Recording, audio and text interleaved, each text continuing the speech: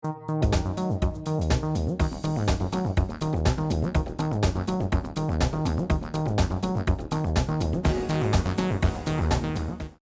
Democratic held seats. And that pretty much is what happened on election night. We did have a Democratic landslide in the House of a magnitude not seen since the Watergate 1974 midterm. Just to give you an appreciation for the types of things I look for when assessing, if one party has an advantage or not going into the midterms. That's looking at the past. Now, the second part is let's talk about the 2020 primaries, because what's happened right now is we are actually well into primary season, despite the fact that we just had our presidential primary last night. More specifically, what has happened as of Saturday night, including Louisiana, 49 states have already held their presidential primaries. 49 states have concluded their congressional qualifying. Of course, we here in Louisiana are the 50th state, and that'll be in a couple weeks, where candidates for races such as mayor president, district attorney, district judges, Congress, and so forth will be finally filing for November office. And then, of course, 30 states have held congressional primaries so far. So in other words, we're well into primary season. One of the things I've seen, this is the first data point when talking about 2020 elections. I like to look at changes in partisan voter registration. There are 29 states where I'm able to make such measurements. And what I've seen since January 1st is that Democrats have out-registered Republicans. More specifically, because this year is when, of course, people like to register to vote so that they can vote for president, I would expect there be voter registration gains that would go towards one party or another. Well, in this case, what has happened is you have 1.1 million more Democratic registered voters across the country relative to where it was on January 1st, while only 684,000 more registered Republicans. The number of independents has dropped 250,000. So in other words, in terms of how people are signing up across the country, Democrats do have a roughly 2-to-1 advantage. And what is not so favorable for the Republicans is in every swing state I looked at that had partisan registration, except for Pennsylvania and North Carolina, Democrats out-registered Republicans. So we're talking places like Arizona, Colorado, Florida, places like Iowa, places like that. So that's something that's not favorable for the Republicans. The second factor I like to use when assessing where I think the partisan winds are blowing this fall is, again, looking at how the partisan turnout has been occurring in the primaries that started back all the way back in Iowa in several months ago. But more specifically, when I'm looking at how the partisan primary turnout this year has been and compare it to 2016 and 2008, I am seeing a clear Democratic turnout / enthusiasm advantage. More specifically, in 2008, when there was a lot of Democratic excitement, and of course, that was the year that Barack Obama and Hillary Clinton were competing against each other in the primary, and of course, it went all the way into June. You had 63% of the primary vote cast was on the Democratic side of the aisle. That number dropped to 51% in the 2016 election, when, of course, we had Hillary Clinton competing against Bernie Sanders on the Democratic side, and you had Donald Trump against Ted Cruz, against Marco Rubio, against John Kasich, and other opponents on the Republican side. So in other words, you had contested primaries on both sides in 2016, and I saw that 51% chose a Democratic primary ballot. Well, that number has jumped from 51 to 62%. In other words, in these primaries that are being held across the country, 62% are choosing to vote on the Democratic side, while it was 51% 4 years ago. So that, to me, is a fairly clear indication of Democratic enthusiasm, or should I say, stronger Democratic enthusiasm than Republican enthusiasm.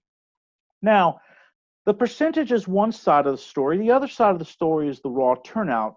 And one thing that has to be appreciated when analyzing any kind of turnout is that when the coronavirus pandemic started in mid-March, you had a lot of contests that were rescheduled several months back, in other words, into May and June and so forth.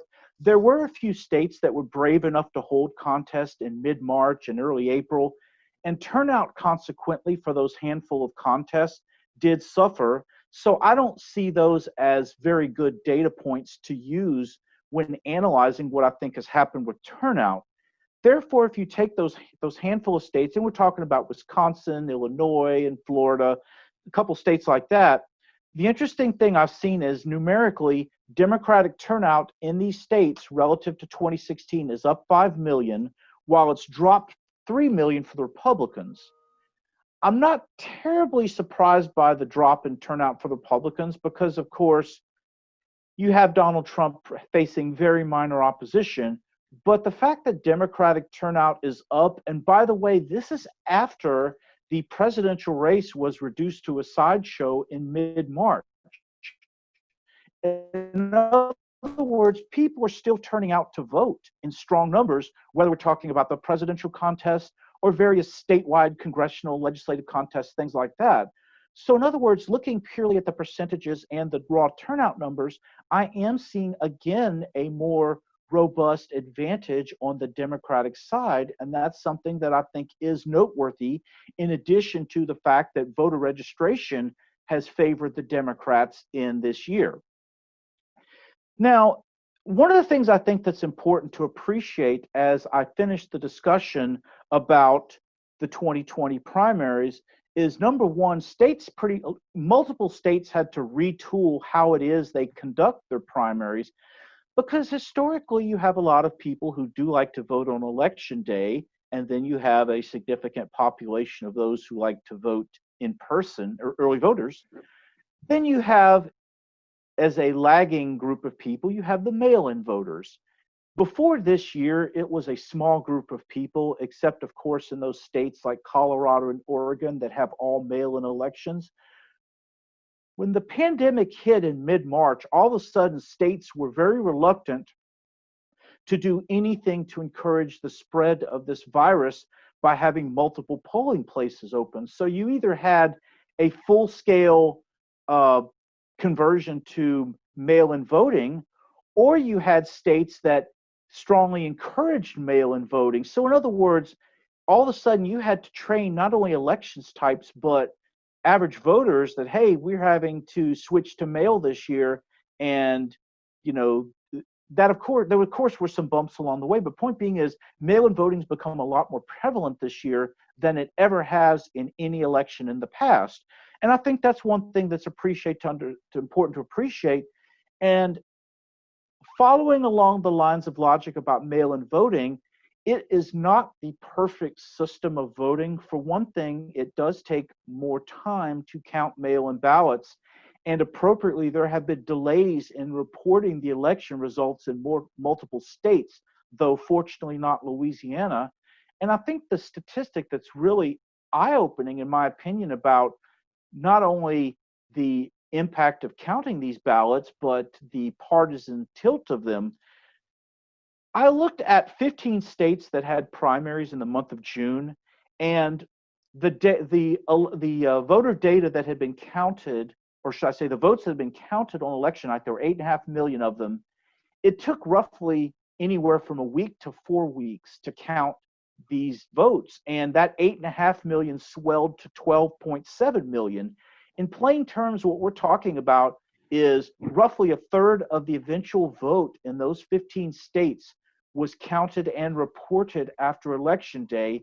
And by the way, that overtime vote, as I informally am calling it, has been tilting heavily Democratic. So the statistic I think is really eye-opening towards that end is when we're looking at these states with the June primaries, what was reported on election night was 52% Democratic in the aggregate. It increased from 52 to 57% by the time all the votes were counted, because of those overtime votes, they were 67% Democratic. Now, that, in my opinion, has a direct implication on the November elections, because I don't think that many states are going to be comfortable with going back to the way things were. In other words, we're talking about, again, efforts to get voters to vote by mail or before Election Day to lessen the crowds. that means that I fully expect it's going to take time to count these votes. And I would caution anybody about drawing any quick conclusions from election night data, since I've seen that these late arriving votes have tilted, in this case, heavily Democratic. So that's kind of what I've been seeing with regards to the 2020 primaries. And before I move to Louisiana, I think what's important to talk about is that when you're looking at the 2020 elections this fall, I'm just going to focus narrowly on the House and the Senate races. And I think that at this present time, from what I've seen, it is appropriate to have comparisons with 2008, which was not only a year that the Democrats took the presidency by a robust margin, but they picked up a substantial number of seats in the US Senate, and they further enlarged their margin in the House. Given the political climate that I've been seeing thus far this year, I think that it is entirely possible for that to happen again this fall. And there's another metric which I think should be concerning for the Republicans, and that is the volume of retirements that we have. In other words, in the House, there's 47 vacant seats, 36 of which are Republican held. In the Senate, you're talking about 6 vacant seats, 5 of whom are Republican held. And when you look at the individual Senate races, I do see a path, given the number of, I guess, flashing red signs against Republicans. It is possible for the Democrats to flip the Senate this year unless the Republicans can turn it around by November. So that's what I see about the presidential race. And I would like, of course, to talk briefly about Louisiana. So we in Louisiana had to have a culture shift as well for the July primary. And at the present time, it's not determined if that would happen again in November.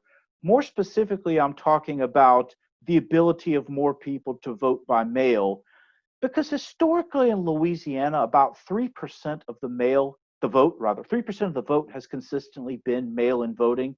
In other words, it's been a very tiny sliver of the electorate. Well, this year, from the data I've seen from Saturday night, that 3% has jumped to 19%. And more specifically, you had 20,000 mail-in ballots cast in the 2016 presidential primary, which, by the way, was more contested than what we had Saturday night. Nevertheless, we went from 20,000 mail-in votes to 98,000 mail-in votes as of Saturday night, which not only was a 5-fold increase in the volume relative to 2016, but is the highest ever, according to the records I have going back to 2006, 2008 rather, the highest ever mail-in balloting I've seen in a Louisiana election. So you had 98,000 people vote by mail. You had another 103,000 vote in person, which itself was greater than the number of people who voted in the 2016 presidential primary. Now, what happened in that case was, while we had a surge in mail-in voting in Louisiana, and by the way, we were not the only state where that happened. The state of Georgia, to use another quick example, went from 40,000 mail-in votes for the 2016 presidential primary to 1.1 million. So in other words, a big jump in the number of people voting by mail. But to talk about our election in conclusion, this by all means was what I would call a low wattage election, meaning that you had the presidential race, you had a few scattered local races, a few parish tax renewals, but you didn't have anything like 105 House seats and 39 Senate seats on the ballot, or congressional seats, or anything like that. It was much more of a localized type of election, where in 40 parishes, you literally only had the presidential race and the party committee races on the ballot. Another 16 parishes had scattered local elections, like, for instance, Jefferson Parish had some Grand Isle races. Only 8 parishes truly had parish-wide races, and we were one of those 8 because, of course, of the sheriff's tax renewal, as well as those local judges races we had. So in the primary we had here in Louisiana, another record was set, and that was 39%, according to my estimate. 39% voted early, which is the highest I've ever seen. The previous record was 33% who voted in the governor's runoff last year. Of that 39% voting early, I estimate 20% of it was in person and 19% was in mail-in balloting, which in practical terms means that if you were to have that 19% replicate itself in the presidential race this year, we could have up to 400,000 mail-in ballots, which makes me wonder if we could have everything counted by election night, like what we did Saturday night. And then finally, the Democrats did have a relative advantage in the voting that occurred here in Louisiana, in that their turnout only dropped 14% relative to the 32% turnout drop for the Republicans. And so what I'm seeing happening for both the federal and the state elections is I am seeing elevated Democratic enthusiasm. And while I don't think that elevated enthusiasm would change what happens in the 2020 presidential election here in Louisiana, I do think there's several swing states or states like Georgia and North Carolina that are going to be much tighter than they were in 2016, and arguably Joe Biden could try to flip them. So that's all I have to say, and I'd be more than happy to take any questions. Thank you, John. And remember, if you have a question, we're only taking questions from members of the press club and members of the working press. So either chat, enter your question on chat, or speak up now. I have a question myself. Okay. Do you feel, or how do you feel the social unrest of the last 3 or 4 weeks will affect the presidential elections, either negatively for President Trump or positively, and vice versa for Joe Biden? The tricky thing about the social unrest is, number one, how widespread it becomes. In other words, if it is something that's more localized that can be taken care of by conventional methods, that's one thing. But if it spreads like what you saw in the aftermath of the Floyd killing, it is something that kind of creates the impression that not all is well, and it does not help the incumbent president, because in a crisis situation, the president is expected to kind of have a handle on things, or failing that, the governor of the state. And so if you have unrest that continues, that does not help the president's reelection case, because the economy was his strong point that he was wanting to use before the pandemic hit. All right. Anyone else have a question? There's one from Ginger.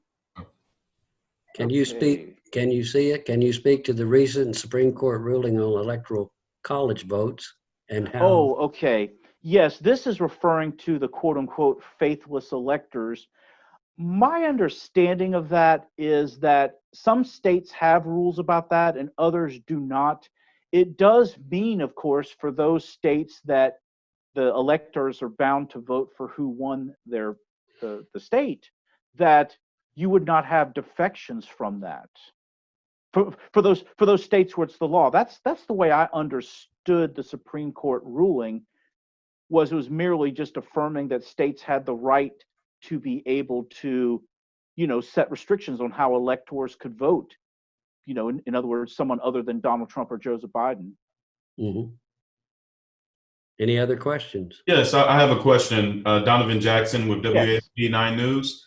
I was curious. We talked about this previously, John, about those mail-in ballots and the timeliness and delays that it could cause. What are some of your thoughts, kind of revisiting that? What are some of your thoughts on, just how the accuracy that we'll get, since there's so many mail-in ballots now versus previously? What are some of those, speak on some of those delays, or your thoughts on some of the accuracy that we'll see from getting those votes in timely? Right. So you have two subjects here. One is the delays and one is the accuracy. On the delays, the good news was, even with 98,000 mail-in votes, which was 1.5 times what it was in the 2016 presidential election and 5 times the 2016 presidential primary, the registrars / clerks of courts did a pretty good job counting it in a timely manner. In other words, by the time we got to 10, 11 o'clock at night, really only Orleans and East Baton Rouge and I think St. John parishes still had yet to count their mail-in ballots. So kudos to them for being able to do that. I do have a question about if you were to take 98,000 and all of a sudden you're talking 2, 3, or 400,000, if that would be an appropriate amount of time for them to count the mail. In other words, perhaps they need to have more lead time than just the afternoon of election day. Now, with regards to accuracy, of course, now you're talking about something that is analogous to the old handwritten ballots where there's a much more of a manual effort of having to feed a ballot into a scanner, making sure that perhaps humidity doesn't cause it to get kicked out or rejected or what have you.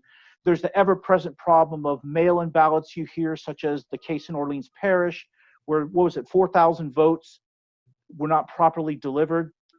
So that is an ongoing concern, and that's one of the less than advantageous aspects of mail-in voting that I don't think has really been covered a lot yet, because of course here in Louisiana, only about 3% of us early vote.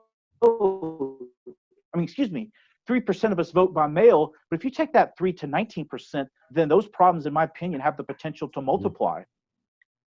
All right. Anyone else have a question?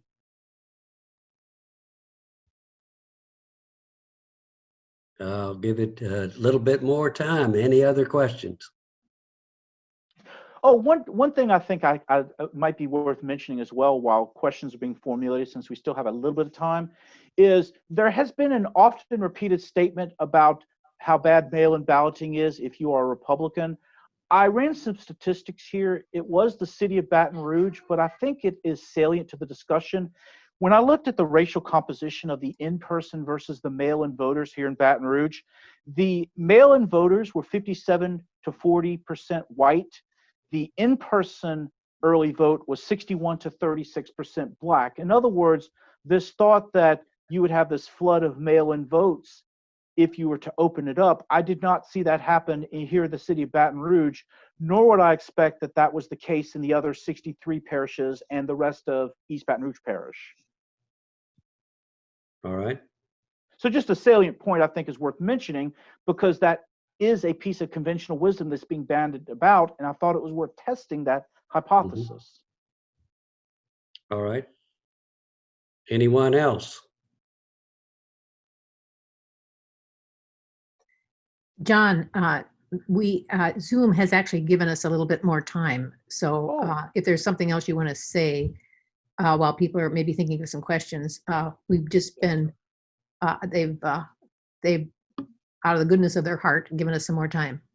The other thing which I found interesting too, by the way, was that I had noted on my blog post and of course communications I've had on social media how the early vote was much more Democratic friendly here in Louisiana than the election night vote was. In other words, the early vote, if you look at the Democratic versus Republican presidential vote, the early vote was more like 60% Democratic, while the election day vote was 54% Democratic. That kind of thing I could see playing itself out again on election night, where the precinct results that come in first are going to be more Republican tilted, whereas any kind of last minute mail-in ballots or in-person early votes or things like that that may take some time to report, I see those as having more of a Democratic tilt to it, particularly if we're talking about larger parishes like Orleans, East Baton Rouge, and Caddo.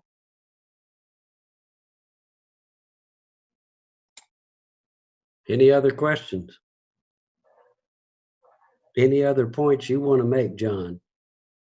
Just that this is something that I will be continuously following all the way up to election day, but this I thought was appropriate since we're well into election season and qualifying is about to occur in 2 weeks. We do have a spate of statewide primaries across the country in August and early September. And not only does early voting in September start in September, I think that it would be interesting for the group to realize that, believe it or not, in the state of Iowa and in Durham County, North Carolina, they're already accepting absentee ballots. So in other words, the presidential election is technically on right now. And several weeks ago, 3,200 people in Durham County, North Carolina had already requested absentee ballots. So in addition to those two data points, the state of North Carolina really is the first to have its election begin in that it sends out mail ballots on September 4th.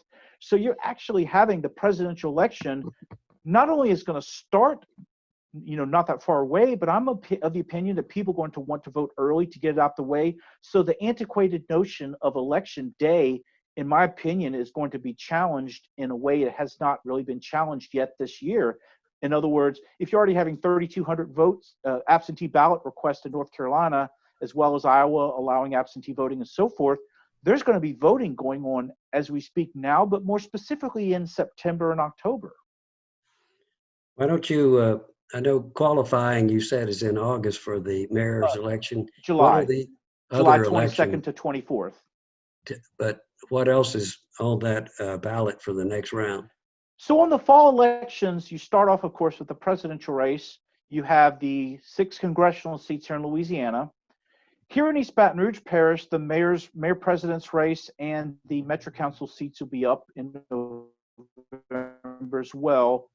The other big set of races that I predict you'll see a lot of money being spent is the judges and DA races will be on the ballot this fall, as well as there's a Supreme Court seat in Northeast Louisiana. So all of those races taken together, I would expect there'll be a lot of spending going on the airwaves, but the notion of spending a lot of money at the very end in late October, I don't think would be a smart move, because my understanding is 45 days from Election Day is when the mail ballots go out here in Louisiana, which is roughly around mid-September. What that means in plain terms is people are going to be start voting then. And I think it's going to be more than just 60,000 people who are going to be using that means to vote, which is by mail. So in other words, that's the 200,000, 300,000, 400,000 number I've been banding about. There's going to be an additional, I would estimate, probably about 300,000 to 400,000 in-person early votes. That, of course, does not start till October 24th. But everything kicks off July 22nd, 3rd, and 4th here in Louisiana, where we're the 50th state to have candidate qualifying. All right, thank you. Any other questions? I will point out that if you need political consulting, election consulting, John's telephone number is area code 225-802-9756. And I will also thank you again for being our guest speaker today. And looking ahead, we will have periodic meetings of the Press Club of Baton Rouge. And I know our secretary, Linda's on the Zoom account. Linda, if you have anything to add, please do so now. No, I don't have anything to add. All right. Well, thank you all for tuning in today. And John, again, thank you for being our guest speaker. You've imparted a lot of good knowledge about the elections, and certainly things that will pique our interest, to say the least. So thank you all. And that concludes our meeting for today.